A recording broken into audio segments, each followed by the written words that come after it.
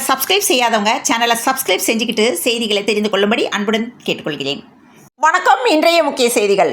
புலி பதுங்குவது அச்சப்பட்டு ஓடுவதற்காக அல்ல, மீண்டும் கம்பீரமாக எதிரிகள் மீது பாய்வதற்காகத்தான் என்பதை எதிர்க்கட்சிகள் முதலில் புரிந்து கொள்ள வேண்டும் எனவும், கரூர் சம்பவத்தில் பாதிக்கப்பட்ட குடும்பங்களுக்கு தமிழ்நாடு அரசு சார்பாக அரசு வேலைவாய்ப்பு வழங்கப்பட்ட விவகாரத்தில் தற்காலிக தடைகளை பார்த்து முதலமைச்சர் விஜய் அஞ்சி பின்வாங்கிவிட்டார் என்று யாராவது நினைத்தால் அது அவர்களின் அறிவீனம் என்றும், பாதிக்கப்பட்ட மனிதர்களுக்கு உதவ முன்வந்த ஒரு அரசின் அரசியலுக்கு எதிராக சதி திட்டங்களை தீட்டி நீதிமன்ற படிகள் ஏறி முட்டுக்கட்டை போட்டிருப்பது எதிர்க்கட்சிகளின் அப்பட்டமான வஞ்சக அரசியலை வெளிச்சம் போட்டு காட்டுகிறது. முந்தைய ஆட்சி காலங்களில் நடந்த அநீதிகளை தமிழ்நாட்டு மக்கள் இன்னும் மறக்கவில்லை என்றும், முன்னாள் அமைச்சர் செந்தில் பாலாஜி மற்றும் ஏவா வேலு போன்றவர்கள் மீது சுமத்தப்பட்ட அரசு வேலைக்கான லஞ்ச குற்றச்சாட்டுகளும் லட்சக்கணக்கில் பணத்தை பெற்றுக்கொண்டு அரசு பணியிடங்களை ஏலம் விட்டு விற்பனை செய்த வரலாறும் இங்குள்ள ஒவ்வொரு குடிமகனுக்கும் தெரியும் என்றும், வேலைவாய்ப்பு அலுவலகங்களில் கூட தங்களுக்கு வேண்டியவர்களின் பெயர்களை முன்னுக்கு கொண்டு வர அரசு அதிகாரிகள் பகிரங்கமாகவே லஞ்சம் வாங்கிய சிஸ்டம் தான் இங்கு நிலவியது. லட்சக்கணக்கில் லஞ்சம் கொடுத்து தகுதியற்றவர்கள் அரசு பணிகளை பெற்றபோது அதை எதிர்த்து எந்த ஒரு எதிர்க்கட்சியும் நீதிமன்றத்திற்கு சென்று வழக்கு தொடரவில்லை என்பதுதான் கசப்பான உண்மை என்ற தகவல் வெளியானது. மேலும் இந்த சட்ட போராட்டத்திலும் நிர்வாக சிக்கலிலும் அடுத்து என்ன தீர்வு காண வேண்டும் என்பதை முதலமைச்சர் விஜய் மிக தெளிவாக யோசித்து செயல்படுத்துவார் என்றும், ஒரு நேர்மையான ஆட்சியாளனாக பாதிக்கப்பட்ட குடும்பங்களுக்கு நீதி கிடைப்பதையும் அவர்களின் வாழ்வாதாரம் உறுதி செய்யப்படுவதையும் அவர் ஒருபோதும் கைவிட மாட்டார் என்றும், தடைகளை தகர்த்தெறிந்து சட்டப்பூர்வமான வழிகளிலேயே அந்த பாதிக்கப்பட்ட குடும்பங்களுக்கு உரிமைகளை பெற்றுத் தருவதுடன் ஊழலற்ற நேர்மையான நல்லாட்சியின் மூலம் மக்கள் நம்பிக்கையை முதலமைச்சர் விஜய் மேலும் வலுப்படுத்துவார் என்பது உறுதி என்றும் தெரிவித்துள்ளனர். திருவண்ணாமலைக்கு ஆன்மீக பயணம் மேற்கொண்டவர்கள் மலையில் உள்ள மோட்சத பாதை எனப்படும் மிகவும் குறுகிய மற்றும் ஆபத்தான வழியை பயன்படுத்துவது குறித்து சமூக வலைதளங்களில் பெரிய அளவில் விவாதங்கள் எழுந்துள்ளன. அண்மையில் இப்பாதையில் சென்ற தெலுங்கு நாட்டை சேர்ந்த பக்தர் ஒருவர் உயிரிழந்ததும், பெண் ஒருவர் இடுக்கில் சிக்கிய சம்பவமும் பெரும் பரபரப்பை ஏற்படுத்திய நிலையில் உயிரை பணயம் வைத்து இத்தகைய வழிபாடுகளில் ஈடுபடக்கூடாது என நெட்டிசன்கள் பலரும் கருத்து தெரிவித்து வருகின்றனர். இச்சம்பவங்களை தொடர்ந்து பக்தர்களின் உயிர் பாதுகாப்பை கருத்தில் கொண்டு இந்த மோட்ச பாதையை உடனடியாக மூட வேண்டும் என ஆலய நிர்வாகத்திற்கு பலரும் கோரிக்கை விடுத்து வருகின்றனர். மேலும் இத்தகைய குறுகிய மற்றும் செங்குத்தான வழிகளில் பயணிக்கும் போது பதற்றமும் உடல் உழைப்பும் அதிகரித்து மூச்சுத் திணறல் அல்லது மாரடைப்பு ஏற்படுவதற்கான வாய்ப்புகள் அதிகம் என்பதால் பக்தர்கள் எவ்வித ஆபத்தான முயற்சியிலும் ஈடுபடாமல் பாதுகாப்பான முறையில் சாமி தரிசனம் செய்ய வேண்டும் என சமூக வலைதள வாசிகளால் அறிவுறுத்தப்பட்டு வருகிறது. கிளாம்பாக்கம் பேருந்து நிலையத்திற்கு பண்டிதர் அயோத்திதாசர் நவீன பேருந்து நிலையம் என பெயர் மாற்றம் செய்யப்பட உள்ளதாக சமூக வலைதளங்களில் தகவல்கள் பரவிய நிலையில் அந்த தகவல் தவறானது என்று சென்னை பெருநகர வளர்ச்சி குழுமம் அதிகாரப்பூர்வமாக விளக்கம் அளித்துள்ளது. விஜய்க்கு ஒரு புஷி ஆனந்த், தனுஷுக்கு ஒரு சுப்பிரமணியம் சிவா, விஜய்க்கு ஒரு ஆதவர்ஜுனா, தனுஷுக்கு ஒரு வெற்றிமாறன், விஜய்க்கு ஒரு எஸ்.ஏ. சந்திரசேகர், தனுஷுக்கு ஒரு கஸ்தூரி ராஜா ஒப்பிடும் தனுஷ் ரசிகர்கள். ஆனால் விஜய்க்கு இருக்கும் மக்கள் செல்வாக்கு தனுஷுக்கு இருக்கிறதா என்ற கேள்வி எழும்பியுள்ளது.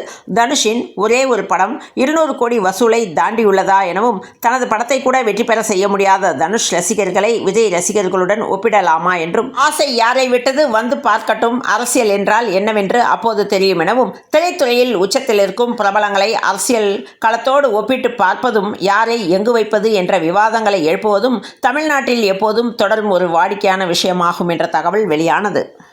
தமிழ் சினிமாவின் முன்னணி நடிகரான தனுஷ் அரசியலுக்கு வந்தால் திமுக அதிமுக இருக்காது என முதலமைச்சர் விஜயின் ஆஸ்தான ஜோதிடரான ரிக்கி ராத்தன் பண்டிட் வெற்றிவேல் தெரிவித்துள்ளார். கேரள மாநிலத்தில் போதைப்பொருள் தடுப்புக்காக மேற்கொள்ளப்பட்ட ஆபரேஷன் தூஃபான் சோதனையில் ரிஸ்வான் என்பவர் கைது செய்யப்பட்டார். அவரிடம் தொடர்ந்து நடத்தப்பட்ட விசாரணையில் சர்வசிக்ஷா அபியான திட்டத்தில் பணியாற்றி வந்த காவ்யா மற்றும் அவரது தோழி கீர்த்தனா ஆகிய 2 ஆசிரியைகளின் தொடர்பு வெளிச்சத்துக்கு வந்தது. இதையடுத்து இருவரையும் காவல்துறையினர் கைது செய்துள்ளனர்.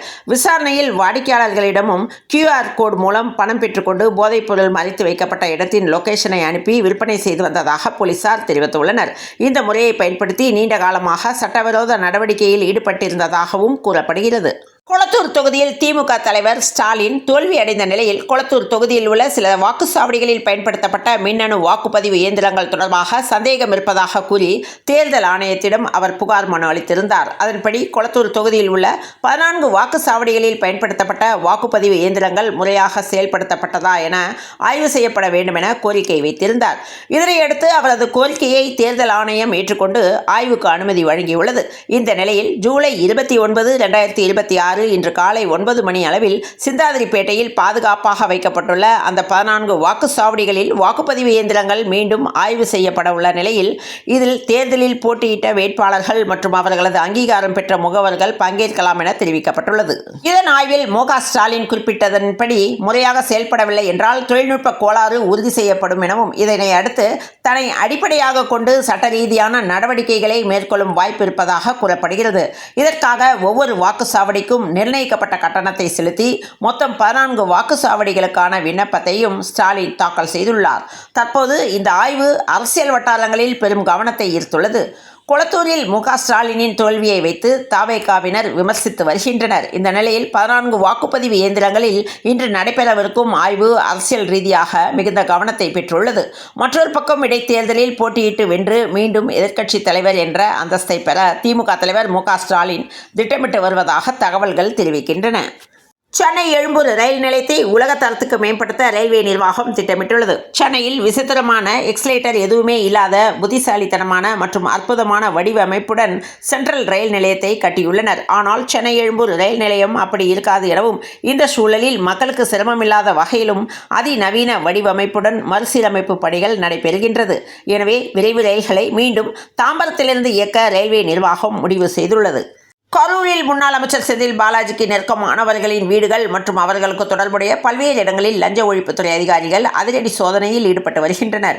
இந்த சோதனையின் ஒரு பகுதியாக குதிரை பேர வழக்கில் கைது செய்யப்பட்டு தற்போது பிணையில் வெளியே இருக்கும் கார்த்திக் என்பவரின் இல்லத்திலும் அதிகாரிகள் தீவிர ஆய்வு மேற்கொண்டு வருகின்றனர். ஒரே நேரத்தில் பல இடங்களில் நடத்தப்பட்டு வரும் இந்த ரெய்டு அப்பகுதியில் பெரும் பரபரப்பை ஏற்படுத்தியுள்ளது. ஆளுநர் விவகாரத்தில் தமிழகத்தின் உரிமையை முந்தைய திமுக அரசு நிலைநாட்டியது. ஆனால் தற்போதைய தவேக அரசு சமரசம் செய்துவிட்டது என விசிக முதன்மை செயலாளரும் முன்னாள் எம்எல்ஏவுமான ஆளுநர் ஷானவாஸ் விமர்சனம் செய்துள்ளார். இதுகுறித்து அவர் ஒரு டிவி சேனலுக்கு அளித்த பேட்டியில் தமிழகத்தை மறைமுகமாக பாஜக தான் ஆள்கிறது எனவும் பாஜகவின் பிடிஎம் ஆட்சி நடத்துகிறது என விமர்சனங்கள் எழுந்து வருகின்றன. இந்த நிலையில் தமிழக சட்டசபையில் ஆளுநர் உரையின் போது முதலில் தமிழ்த்தாய் வாழ்த்தும் பிறகு தேசிய கீதமும் பாடப்பட்டது.